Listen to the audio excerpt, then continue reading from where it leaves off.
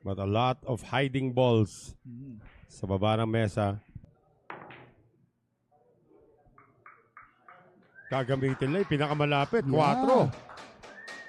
But that long rail is open for Aspuria dito. Gumalaw yung 7. Can he hide it behind the 3? Yes. Yes. See how Kumayas attacks this. He's going to go 2 rails. And the 1 ball is seen. Hit this 2 squarely towards that 3. Itong ating Pamato, easy does it for the Thunder.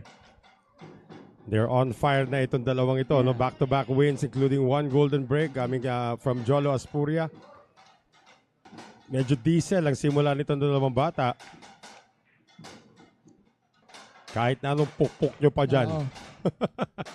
Tapos may ginagawa sila mga tira na legal ba ito? Hindi. Yun yung usapan nila. So you can see how loose Negros Occidental was coming into this matchup despite losing last night. Yes. And to think, Noel, Negros is riding on the 4-game losing streak. Correct. Taguig, on the other hand, riding on their own 3-game winning streak. Oo. Manila and Parañaque. Parañaque. Well, right now, that's 3 consecutive wins